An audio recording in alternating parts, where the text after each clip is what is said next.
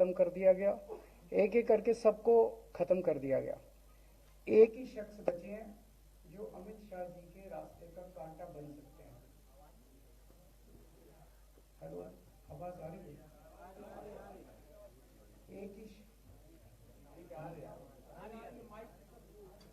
एक ही शख्स हैं जो कि उनके रास्ते का कांटा बन सकते हैं, वो है योगी आदित्यनाथ जी।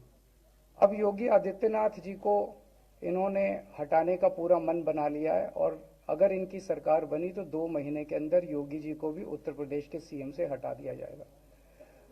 मैंने दिल्ली में 3-4 दिन पहले ये प्रेस कॉन्फ्रेंस की थी और ये दोनों मुद्दे उठाए थे।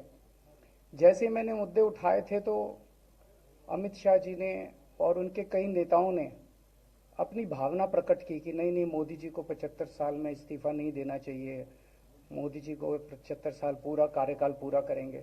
उन सब की भावनाओं की मैं कद्र करता हूं, क्योंकि अपने नेता के लिए जब भी ऐसी बात होती है तो सब लोग सामने आके बात करते हैं। लेकिन बड़ी बात यह है कि मोदी जी ने ऐसा नहीं कहा कि मैं 75 साल पे इस्तीफा नहीं दूंगा, मैं रिटायर नहीं होऊंगा।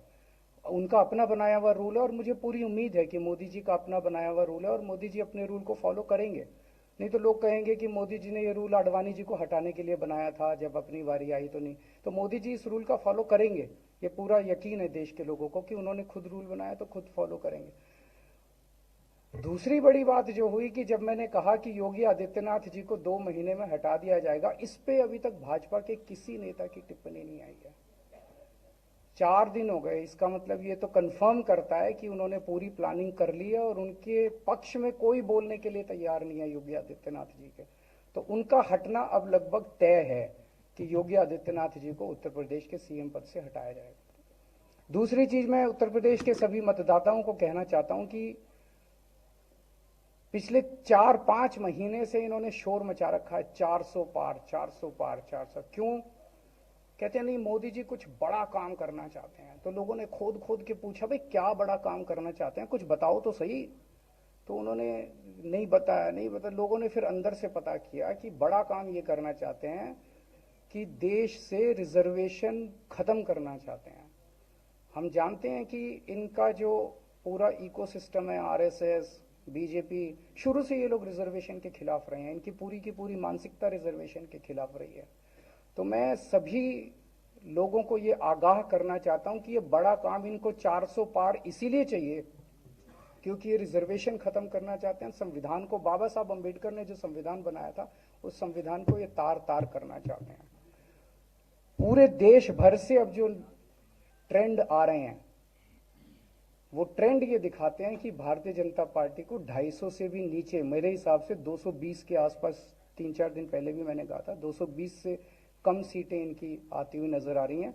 आप हिसाब लगा लीजिए। मैं हरियाणा होके आ रहा हूं कल परसों, हरियाणा में इनकी बहुत कम हो रही हैं, दिल्ली में इनकी बहुत कम हो रही हैं, पंजाब में मुझे नहीं लगता इनकी कोई सीट आ रही है, कर्नाटक में इनकी काफी कम हो रही हैं, महाराष्ट्र में इनकी बहुत कम हो रही हैं, बंगाल में इनकी कम हो रही हैं, यूपी में इनकी कम हो रही हैं, बिहार में इनकी कम हो रही हैं, झारखंड में इनकी कम हो रही हैं, राजस्थान। जो पूरे देश के अंदर एक नेगेटिविटी इन लोगों ने फैलाई है, उसको हम लोग ठीक करेंगे।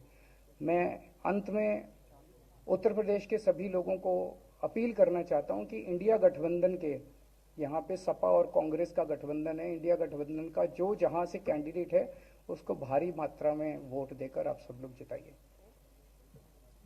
अब मैं निवेदन करूंगा समाजवादी पार्टी के राष्ट्रीय अध्यक्ष माननीय अखिलेश यादव जी से कि वो अपनी बात। आदरणीय 75 साल वाला जो वो है रूल नियम, उसको तो फॉलो किया जाएगा ना, इसी से पता लग जाएगा। और एक मिनट, अगर आप इनका इतिहास उठा के देखें पिछले 75 साल का, जनसंघ का, आरएसएस का, थ्रू आउट ये लोग रिजर्वेशन के खिलाफ रहे हैं। तो अब 400 सीटें लाके ये संविधान बदल के उस रिजर्वेशन को खत्म करना चाहते हैं। अरविंद जी, स्वाति मालीवाल के मामले में अभी तक आप कुछ बोले नहीं है। आपके वजह से आपके साथ में स्वाति मालीवाल के मामले में अभी तक, अरे उससे ज्यादा जरूरी और चीजें भी हैं, कागज हम निकाल लिए। अरविंद जी, आज आपके साथ भी वो है, आज आपके साथ में भी आए, भाजपा किसी के सगे नहीं है। क्या बोलेंगे? स्वाति मालीवाल के मामले में क्या बोलेंगे आप? ये है कि भाजपाई किसी के सगे नहीं है और जो ओएसडी साथ में और भाजपाई झूठे मुकदमे लगाने वाला गैंग है। जो ओएसडी केजरीवाल जी आपके साथ घूम रहे हैं उनके लिए क्या कहेंगे? जो ओएसडी हाँ, आपके बोल साथ दो। में घूमने लगा था। बोल रहे हैं, बता संजय जी आपने बात कही थी, हाँ मैं बोल रहा हूँ, आपने प्रेस कॉन्फ्रेंस में ये बात बोल रहा हूँ, एक सेकंड बोल रहा हूँ।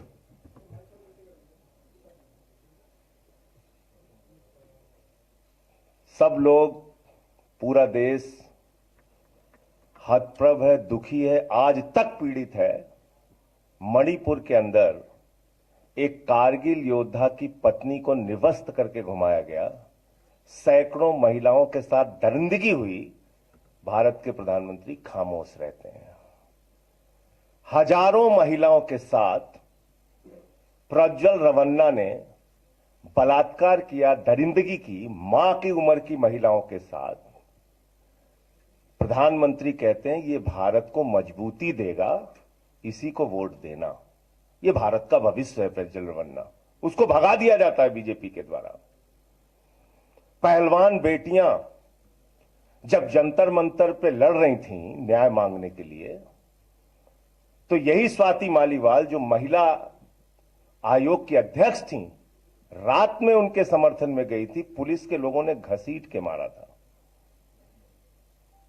हमने देखा यहीं उत्तर प्रदेश के अंदर कुलदीप सेंगर के मामले में, हाथरस के मामले में, देश के प्रधानमंत्री खामोश रहते हैं, एक शब्द नहीं बोलते।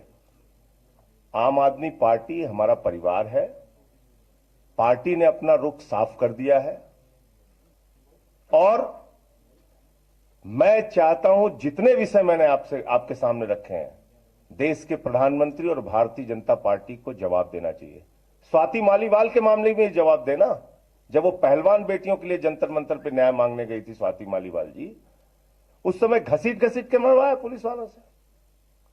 तो इसलिए इस पे राजनीतिक खेल ना खेलें, मैं सिर्फ इतना कहना चाहता हूं। धन्यवाद। लेकिन क्या ये justify हो जाता है?